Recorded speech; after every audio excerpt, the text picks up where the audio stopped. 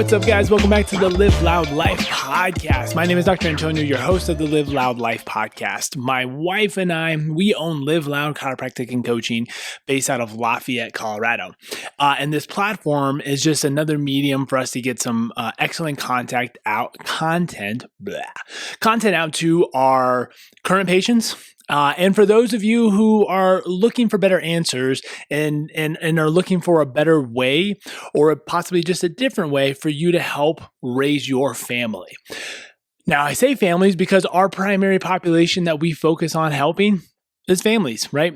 I'm a husband. I'm a husband and a father, and the primary demographic that we see and help is my age and is my population per se.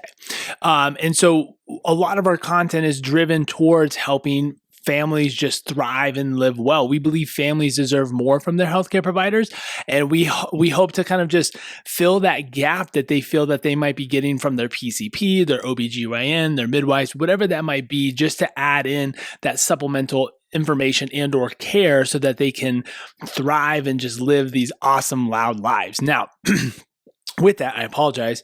I have like this tickle in my throat. With that, I just want to share a little bit before we get into our episode about some of the things that we can help you with if you're curious about working with us or just getting a consult and some advice. So my wife and I, we both specialize in prenatal and postnatal chiropractic and coaching, as well as pediatric care. So what does that look like and what does that entail? So prenatal, what we're looking at is basically we could include into this preconception. So what would this a lot of times be referring to is preconception, nutrition and supplementation to make sure that your body is ready to bring in another life and start growing another life. Now, during that prenatal phase and stage, we're going to, again, expand upon prenatal nutrition and supplementation to make sure that you're giving your your unborn child yet, all the things that it needs to develop a healthy nervous system, musculoskeletal system, so on and so forth. Now, with that, we also provide a lot of guidance and care about exercise and fitness during pregnancy so that you can stay very active and not feel like you're limited by anything because you're pregnant. Now, with that, if you're local and you're going to see us in person, we're also going to be talking about birth preparation. How can we, from chiropractors and a manual therapy standpoint, help you prepare for labor and birth? Prenatally, what does the first few weeks of prenatal look like? Postpartum. What do the first few weeks of postpartum look like, right? How can we better support moms? All the attention was given to moms before baby. Now that baby's born, all the attention is given to baby, and sometimes the mom goes to the wayside. So we want to make sure that moms are being fully supported during this time, where we're talking about core activations, pelvic floor health, again, nutrition and supplementation, especially if you're breastfeeding, how to best support you for that. And then also looking at breastfeeding support for you and baby if you're having any issues, which ties into the pediatric side. Hey, if we're having any nursing issues, what are some things to consider and look at? We're not lactation consultants, but we work heavily with them and pediatric dentists to work on tethered oral ties, also known as tongue ties, that might be causing some issues with breastfeeding and really kind of making the relationship between mom and baby a little bit stressful, especially in a time that's just supposed to be so nurturing and comforting and bonding. Now, with that. We also see the everybody else in the family, the dads, right? Dads are doing so much to help support their partners during pregnancy. And then also during the postpartum phase, when we have this newborn baby, they're active in the process as well. And we want to be able to support dads, making sure that their bodies feel good and well-rounded, so they're not having aches and pains, so that they can better support their partner and their children. Now, with that too, we also see just kind of like your standard aches and pains that come along with everyday life, whether that's mid back pain, whether that's neck pain, or even lower back pain. We definitely can help with those, and those are definitely more my specialty. Low back, shoulder pain. We want to keep you super active, so again, you can live that loud life. No one wants to be restricted by the activities they can do, especially when you live in an awesome place and you want to go out, enjoy the outdoors, go skiing, go snowboarding, go hiking, whatever that is. Don't let these small things rob you of your independence. Most of us just kind of sweep it on the rug. I'm the same way. I'm super guilty about just like, no, it'll be good. It'll just work itself out. And it can time to time. But more likely than not, it's a lot easier to deal with an issue before it becomes a big issue. So if any of this seems, it kind of resonates with you, if you're kind of like, yeah, that's me, and I need a little bit of help and support, please feel free to reach out to us. Like, we love to team up with you. We love to be, an additional support to your healthcare team. Not the only thing. We think it's a team effort, but we want to collaborate and work with you to make sure that you can get all the information that you need. Now, if you're not local to Boulder County, North Denver, whatever that, that kind of general radius area, we do offer consultations where we'd be able to, again, just have the conversations and give you the nutrition or supplemental guidelines, talk about exercise, talk about rehab. We do virtual consultations with people on low back pain and shoulder pain, because a lot of that is just understanding the do's and don'ts and how to properly progress rehab, and what, soft tissue and just other things that you can do in conjunction to really help your body recover and heal, so that you're not solely dependent on going in to just get manual therapy. Still important, because we still do it, but oftentimes you're not getting the necessary information from those manual therapists, and we can help you with that. So, as always, please reach out to us. You can reach us at hello@liveloudlife.com, on Instagram at live.loud.life. And then our website's www.liveloudlife.com. All right, to the show. So today what we're talking about is the physical guidelines for exercise. So, physical activities for, guidelines for exercise. Now, the reason why we talk about this is going to be kind of an intro to a two-part series, where the second part, again, talking about parents, is how do you exercise and stay active with kids? Definitely is a lot harder. I'll tell you what, it definitely is a lot harder, but we want to at least lay the framework out for what are the guidelines, what is recommended for aerobic exercise and strength exercise to live a relatively healthy life. Now, it's a lot more than we kind of initially think, right? And it's changed recently. So we want to at least lay it out and give it to you. And then also highlight how many of us are actually meeting that recommended guideline. And what are the benefits of actually following the guidelines, right? Why are the guidelines there? What does it offer for you? So I'm just going to lay this out real quick so we can best understand what the guidelines are. And I'm going right off of various sources on the internet, of which are health.gov, coming from the CDC, these government appointed websites that have this information on there. Now, argumentatively, some could say that this is not the best resource, but we're using it as our guideline to at least prep the conversation, right? And we can expand from there.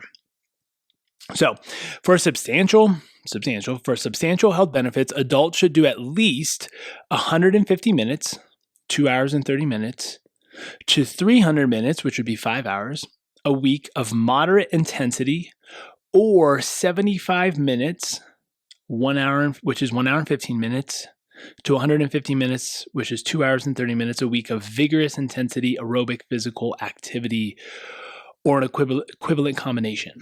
So what we're looking at here, let me get I apologize, this just changed on me. So at a minimum, 150 minutes a week.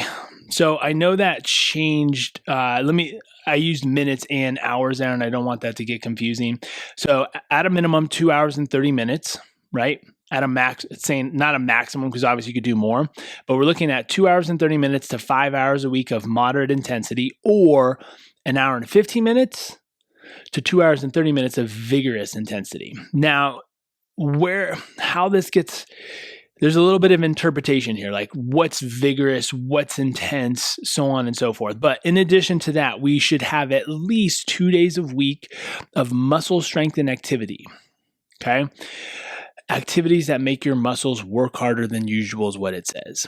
Okay. So what we're looking at is moderate intensity aerobic activity. So the easiest way, and we've done some other shows and conversation about this, the easiest way to think about this is steady state aerobic training. right? To just kind of make it easy for everyone to understand, steady state aerobic activity. Now, we're not going to talk about heart rate zones and different things like that. I think there's a tremendous benefit to that, but most people aren't tracking their heart rate and knowing which zone they're in based on that. You don't have to take your pulse and look how fast your heart's beating based on a watch or anything like that. So the easiest way to think about steady state or moderate intensity is doing something at a pace that you can hold a conversation to. Now, when we say that, it says moderate intensity. It doesn't say easy. So yes, I could take a stroll around the block, right, where my heart rate doesn't even change, and I can still hold a conversation, right? We're trying to reach a threshold to create adaptation here. So it has to be at some moderate intensity, meaning we want you moving, and we want you moving at a good pace, but we want you also to be maintaining a conversation basis.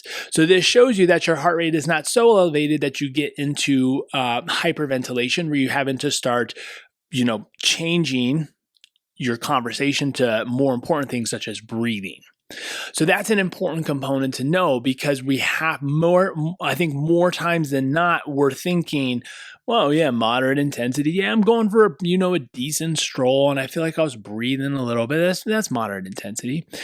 Now, at the same time, we're not talking about running per se. Now, here's the kicker and the caveat, and the thing about aerobic training and just resistance training: the more you do, the better you get. So, for instance, and this is important too, your cardiovascular system will adapt faster than your musculoskeletal system. So what does that mean?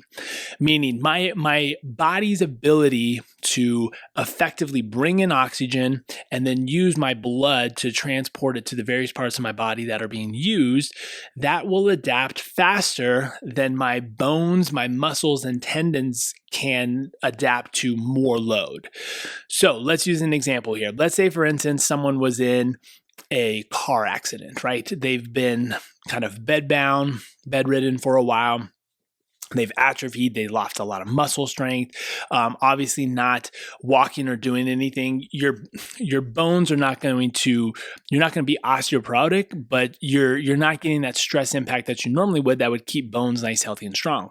So then you get out of critical care, and we start moving you around. You're going to feel really out of breath. You're going to feel like it's very hard to even just walk to the bathroom, right? And your muscles and your bones are probably your muscles, ligaments, tendons, all those things are probably going to hurt a little bit because you haven't been using them. But the more you start walking and doing things, you're going to find that your breath, and it's going to be easier to go from A to B a lot faster than your body may be responding to how much it aches when you're actually moving. The same goes true for running. If you're a relatively an active person, but you haven't done a lot of running yet, when you get into running, you're going to feel like you're out of breath really fast, and you're going to be sore in a lot of different areas because you don't use certain muscle groups the way that you're using them when you're running, especially absorbing the ground reaction forces and the impact that you have with running.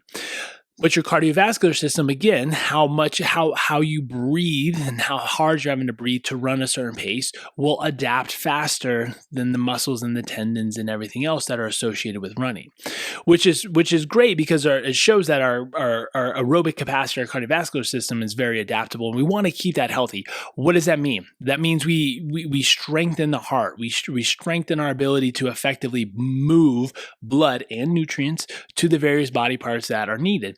This is great for cardiovascular health, right? Which is one of the major killers, if you will, and comorbidities within our nation.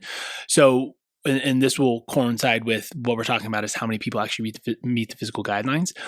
And so this is a critical component to understand and look at, is just the basics done consistently, as we say time and time again, will provide you with so much benefit. Now, the reason why we're talking about that threshold, though, is as you start to do more, that gets easier. So you have to do a little bit more on top of that to keep adapting and to keep your body moving forward. If we just do the same amount all the time, you're going to get good at doing that same amount, that same distance, that same speed, so on and so forth. But we need to vary it to create more adaptation, right? So, my heart rate when I run, let's say 2 miles, might be at a certain level. And then I might be breathing, or my we're not going to get into expiration rate, but because my heart rate, let's say, is like 170 running 2 miles, I'm obviously breathing super hard, right? So that's a fast pace. But if I train appropriately, that's going to get better over time, where my 2 miles, the time that it takes me will go down, and my heart rate in doing so will also reduce because I'm going to become more efficient at that. So I think that's an important component to know. But look at 150 minutes a week. When we're looking at this, the minimum of 2 hours and 30 minutes, right? 2 hours and 30 minutes. That's 5 days of 30-minute walks, right? That's at that moderate intensity. That is very doable. That is very doable. Now, I know everyone leads busy lives. We all lead busy lives. And again, this is going to the second part series of how to keep working out and how to exercise with family, with kids. But that's the minimum it's looking at. Now it's saying 2 hours and 30 minutes up to 5 hours, right? A lot of people kind of bank on like an hour, 45 minutes to an hour workout a week. There you go, right there. That's where you have it. Now, in addition, we're talking about the 2 days a week of strength training. So we're going to talk about that. But it does include in there, or 75 minutes, which is an hour and 30 minutes, to 2 hours and 30 minutes, a more vigorous intensity. So what would that be? That would be more of like your HIIT training, right? So when we talked about the steady state, being able to maintain a conversation pace, meaning as I'm walking, I'm able to talk to a partner, so on and so forth. More vigorous activity would be exceeding that, and you might be getting into more hyperventilation points where you're having to override conversation with breathing, right? So for instance, you're going to change from, a conversation to this, like, and then you might say a couple words, right? That would be more of that vigorous training. Now, more times than not, you're going to start to find that if you're trying to have a conversation while doing vigorous activity, it's not going to go well because you're just going to start expending more energy and start hyperventilating even more, because breathing trumps everything. You cannot do anything if you're not breathing. So that will always be the default of what to do. Now, vigorous intensity does not mean that you're doing a steady state vigorous activity, right? So in that example, the 2 miler, if I was running 2 miles and my heart rate was pretty much 170 the whole time, that's a very vigorous pace. Now, for competition or a race or anything like that, okay, yes, that might be appropriate. And there's times during training, if that is the case, that I would need to do that, of course. But is that how I'm going to be training all the time? No. And that's what gets misconfused a lot of times, is we assume that vigorous training or even HIIT training means I just need to burn it and gas it and breathe as hard as I can, as much as I can, and just kill myself in order to get a good quote unquote workout. That's not what we're looking for. HIIT training stands for high intensity interval. Interval meaning you're doing it and then you have time off. Doing it, time off. So work to rest ratios, or doing a work paired with another pair of work that's super mild or low intensity as a recovery aspect. Now, there are times where you might go, let's say, for instance, like a 5 to 10 minute bout of more vigorous, and then you're done, right? It might be just these shorter bursts of compact exercises done. And what you might, think about is, like a CrossFit workout or something like that, where it's just, it might be 6 to 12 minutes where you're just going hard and then you're done, right? That'd be another example of that. So it's saying obviously that time is less, because our body can't sustain doing that much vigorous activity for the same amount as we're talking about for moderate intensity. So what is great about that is it says or, but I want to put an and in there, because there's benefits to both. As we already indicated, yes, the steady state exercise is good, and it's going to be different for everybody. And that really helps build up the bottom of your pyramid for aerobic capacity. I think time and time again, we see that not enough is done in that steady state aerobic capacity, and more is focused on just the HIIT or high intensity or the vigorous intensity type of workouts. And then converse is true. We see a lot of people just do the strolls and the walks without a lot of intense breathing, huffing and puffing.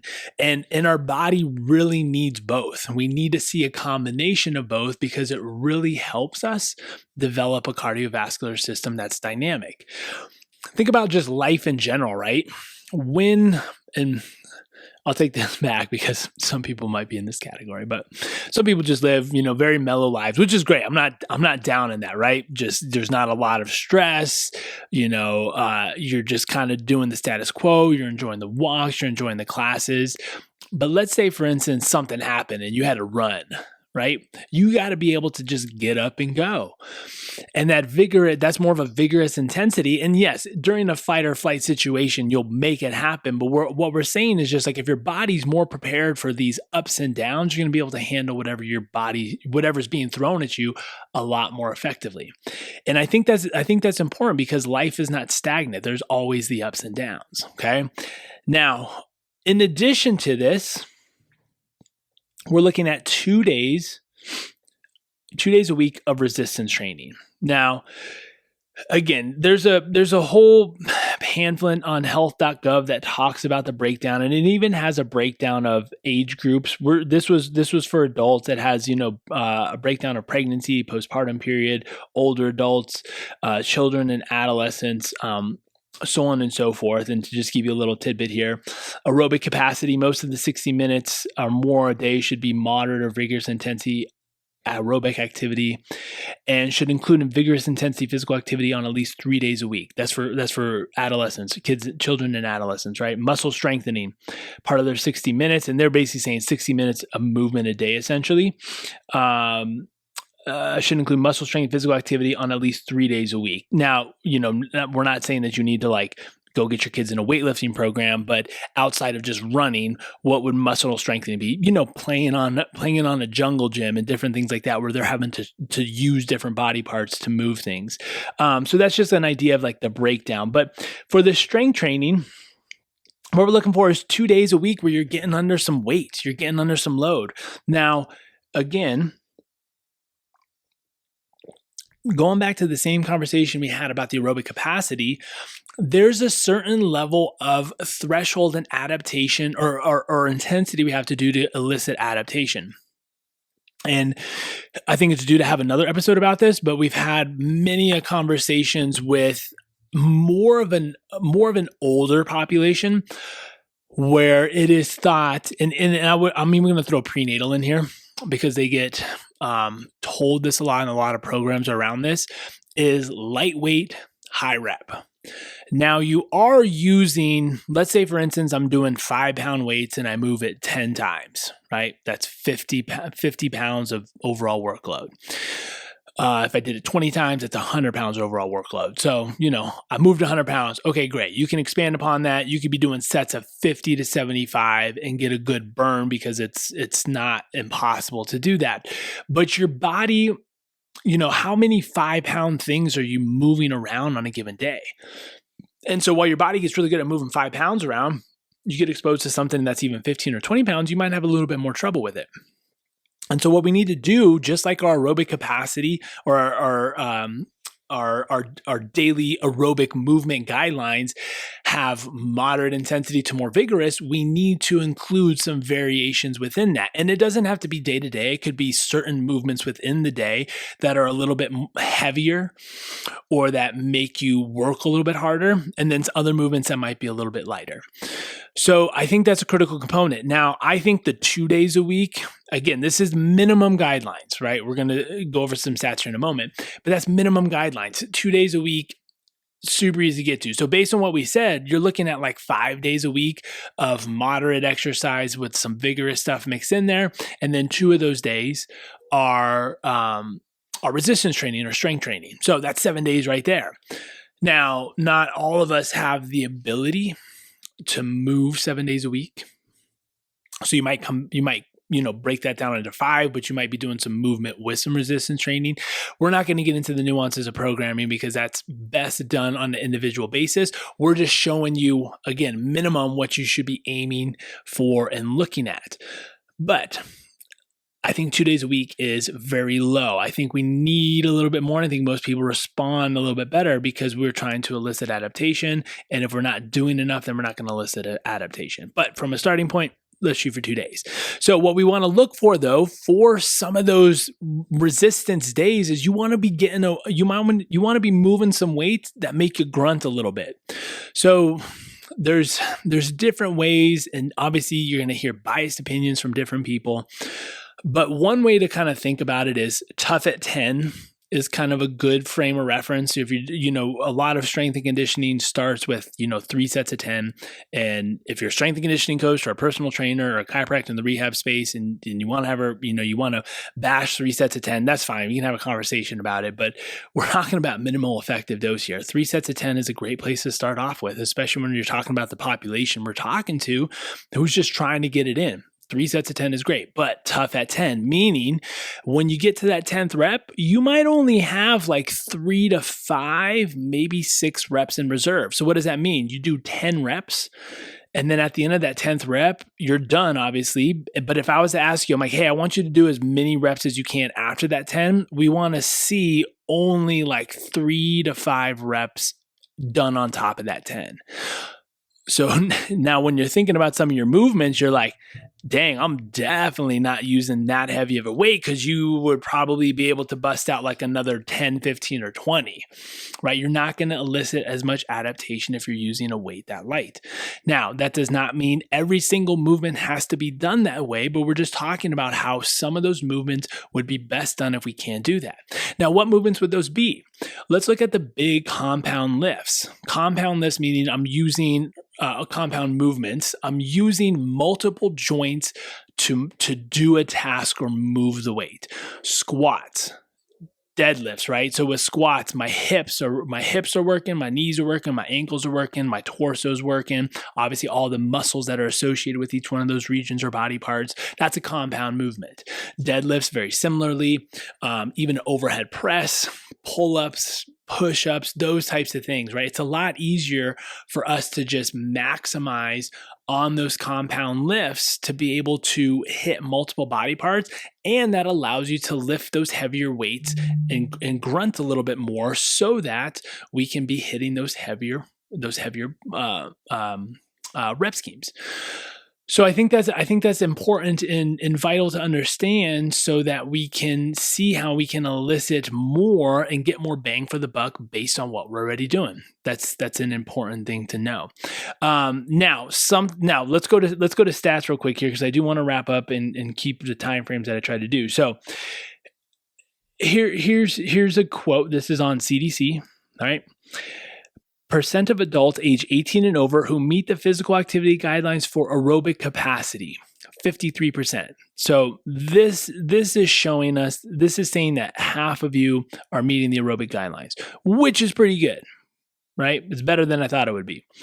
Percent of adults 18 and over who meet the physical activity guidelines for both aerobic and muscle strengthening activities is 23%, which shows us most people default to aerobic capacity, meaning going for walks and runs and things like that.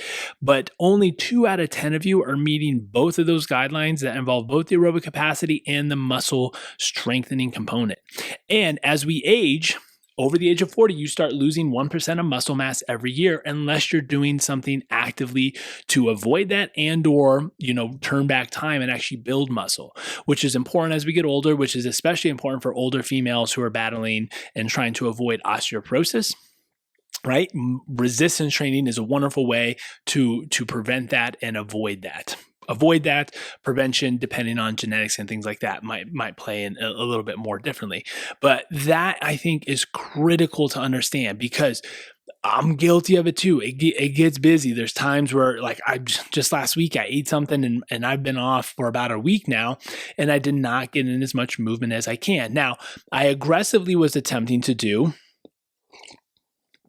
the 75 hard challenge, which was essentially 2 45-minute workouts a day, which is an hour and a half a day. So when you do that math, I'm looking at, what's that, 6, so 10 hours a week of both aerobic capacity and some resistance training in there, right? And that was a lot for being a dad of 3, for being a business owner, for being a partner and a husband, working out twice a day that much, it was tough. And I was doing a lot of it in the off hours, in the morning or in the evening, so on and so forth. And it eventually got to the point where I got burnt out from it, right? It was too hard to maintain for my season of life.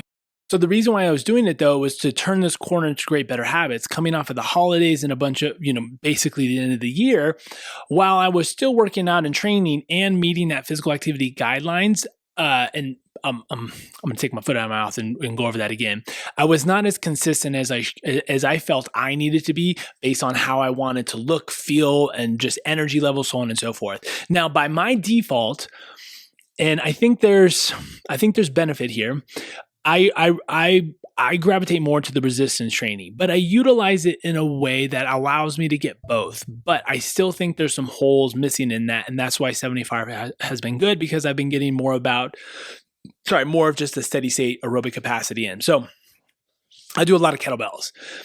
And the reason why I love kettlebells so much is it allows me to get that aerobic capacity in, that huffing and puffing, in addition to some of the strength benefits. And it really just depends on application and how you use it. But I was not getting enough we go on daily walks, but I think enough running and different things like that. So 75 hard was good because I've been getting in more days of just running. Right. And I think running is outside of you having something that prevents you from being able to run, whether that's, something wrong with your cardiovascular system or an injury or a previous surgery. I think running is such a vital movement that humans should be able to do. And most of us just forget or end up throwing it away after after the age of even middle school or high school, because we're not a kid, we don't run anymore. So we want to fill those holes as best as we can, and working with someone can definitely help you with that. But overall, to summarize, we're looking at the physical guidelines, the recommended physical guidelines that adults should be getting. Now, to recap, at a minimum, 2 hours and 30 minutes of moderate intensity. And I'm going to add the and there. 1 hour and 15 minutes of vigorous I would say 1 hour and 30 minutes of vigorous intensity activity on top of the 2 days of resistance training. So that's not a lot. So practical application here. Let's look at that. So again, we're going to let's just plan out a hypothetical day. And it changes seasons of life, seasons of the year, so on and so forth, where maybe you can't get outside to do certain things. But, most of us, even if you had to pace back and forth in your apartment or something, it's been done. We've seen the stories during COVID of people, taking what they have and making the lemonade out of the lemons and just doing laps within their house to get their movement in. But let's throw out a hypothetical week, all right? Monday, you go for a nice long, steady state walk, conversation pace, 30 to 40 minutes, right?